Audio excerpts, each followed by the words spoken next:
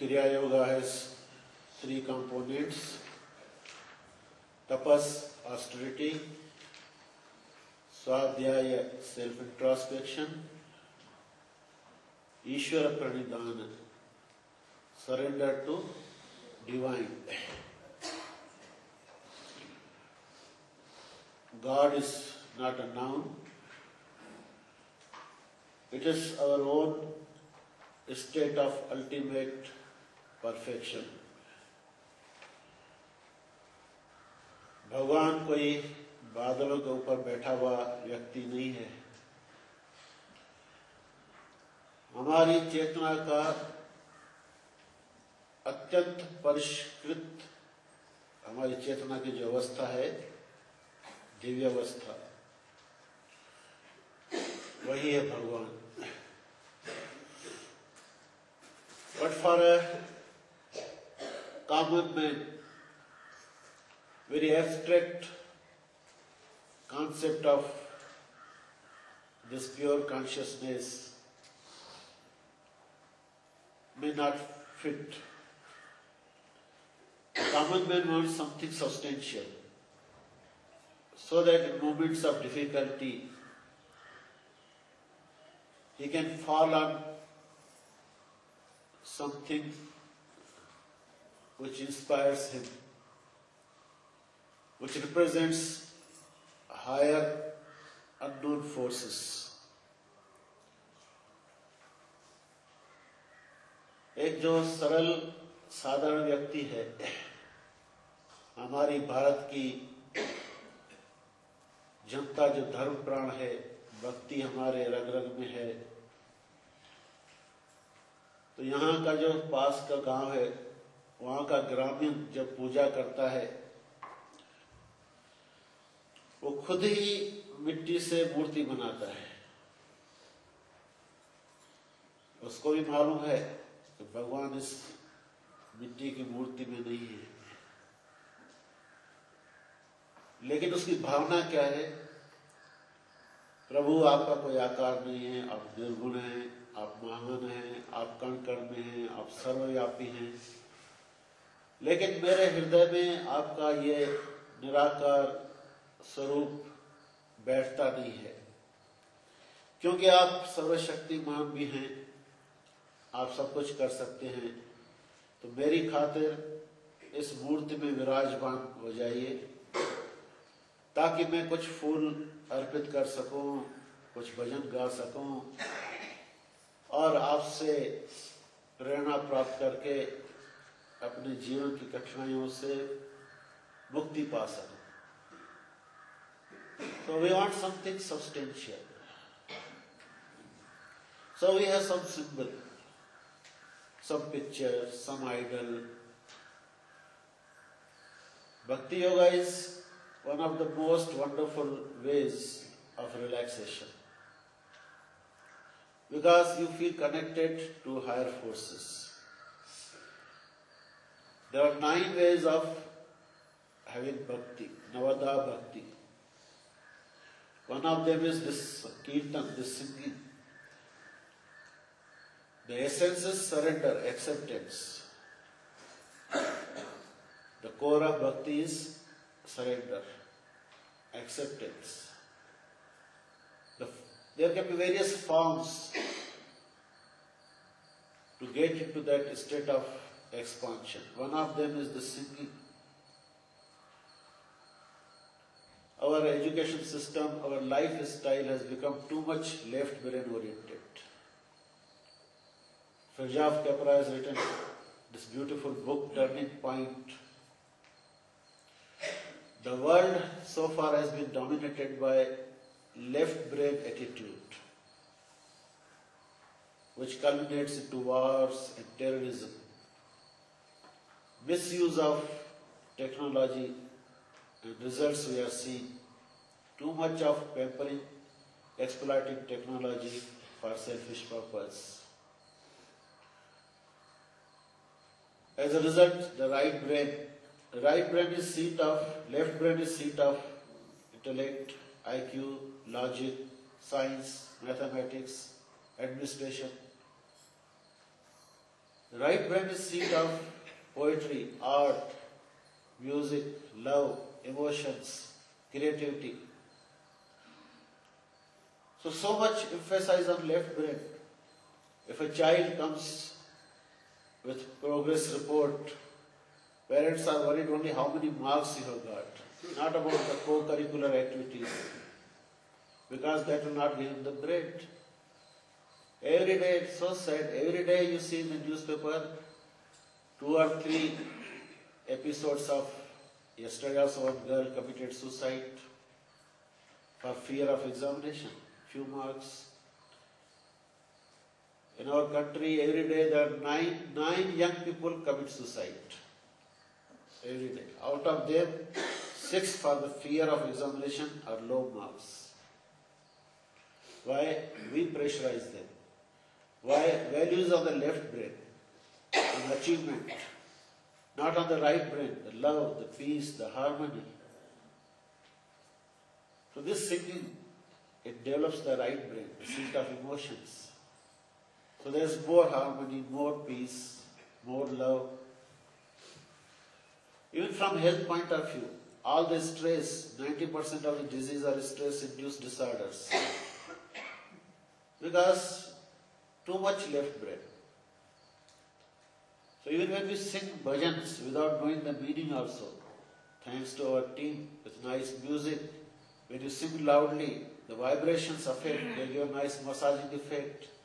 When you sing with feeling, blood circulation is nice in the system, heart pumps more blood, breathing is what you achieve by walking. You can get nicely sitting here by singing. Some people have limitations, no time, etc. for walking, etc. other exercise. This can be wonderful exercise. Pranayama happens, sound vibrations help us at various levels. And more than that, the right brain gets developed. So you become master of your emotions. Stress cannot be avoided. But the cumulative stress, accumulated stress, that becomes disease. So that stress is diffused now and then by singing, loudly or silently. And if we know the meaning, then double benefit. All our gods are full of smile, relaxed. Krishna, Rama, Shiva, and meditation. Shiva is meditation. As you think, so you become. So all the time I think of the divine, the God, Bhakta. You see all the great Bhaktas, Veera, Chaitanya Mahaprabhu, half closed eyes. That samadhi-like state. As you think, so you become. And our gods are very near to us, not abstract, otherworldly. They are all married, Rama, Krishna, Shiva. And wonder of wonders, the wife name comes first, the divine consort.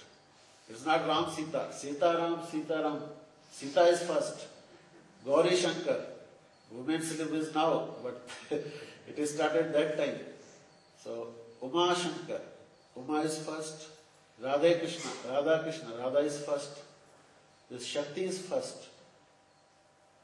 So when you understand that how idea is why God descends on the earth, avatara, because I can also achieve that state. They also go through the same difficulties, but we consider them God because they went through the difficulties. Krishna was blamed for theft of Shamantak money when he was king or kingmaker.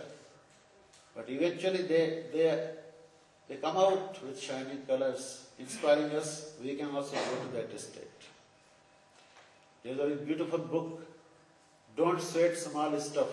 How to handle day-to-day stresses by psychiatrist Dr. Richard Carlson, MD. His guru is Wayne Dyer, who is disciple of Swami Bhaktananda. So Wayne Dyer says, it's not that we are human beings with divinity within us. He says we are divine being. Temporarily we have come on earth. We have come to this human form. Basically we are divine. All of us are divine. Each soul is potentially divine. This divinity is manifested when we meditate on divine beings like Rama and Krishna, who are not otherworldly, who are like us.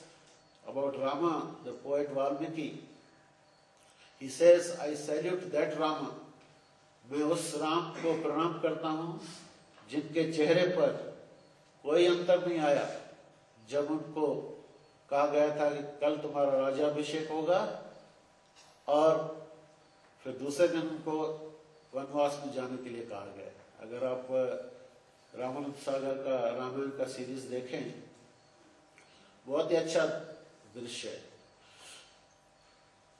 जब महाराज दशरथ की ओर से कई संदेश भेजती है, क्योंकि दशरथ जी तो बेहोश हो गए थे, तो क्योंकि उनका राज्याभिषेक होने वाला था, इसलिए राज्य छत्र के साथ उनको लोग ले जाते हैं उस कक्ष में जहां महाराज दशरथ और कैकेयी है। फिर कैकेयी बताती है कि महाराज दशरथ चाहते हैं कि आप वनवास में जाइए। जिस दिन उनका राज्याभिषेक होना था उसी दिन वनवास। भगवान राम के चेहरे पर कोई शिकन नहीं, कोई परिवर्तन नहीं। लौटते हुए जब प्रहरी वो छत्र लेके खड़ा है, कहता अब इसकी आवश्यकता नहीं, बस इतना बोलते हैं। When he was asked to become king and when he was asked to go to forest, leave the kingdom to his younger brother, not a single line of wonder, surprise, frustration, anger, agony. Samatvam yoga uchyate. So Valmiki, the poet, says, I salute to that Rama. So there's a Valmiki Ramayana begins with a dialogue between Narada and Valmiki. So Valmiki is asking Narada, can you tell me a person who is the very embodiment of all the virtues? Kosmin sampritam loke gunamanakasya viryavan dharmanyasya kritanyasya satyavakyo dradavritta. Is that person who is the very embodiment of truth? And then the Ramayana starts. Then Narada tells so many virtues of Bhagavan Shri Rama. Kiya abhiman to maan nahi payega. In this song it was told, if you become egoistic, always expecting respect, then respect will not come. The more we chase the things, the more they go away. When you leave, things come to you. So if you are always hungry for respect, for honor, you will not get honor. So some people will wait when their servants, their subordinates will come and salute them, say good morning. But great masters, they make others comfortable. How are you? Guruji will not wait for us to do namaste. He will come and ask, how are you? Everything is fine. Rama was like that. Tomorrow, next time we'll see that particular term. That Rama used to go himself to others to ask, how are you? Because he was free from ego. So what are those qualities? They are nicely mentioned. The very first paragraph of Valmiki Ramayana. We'll see.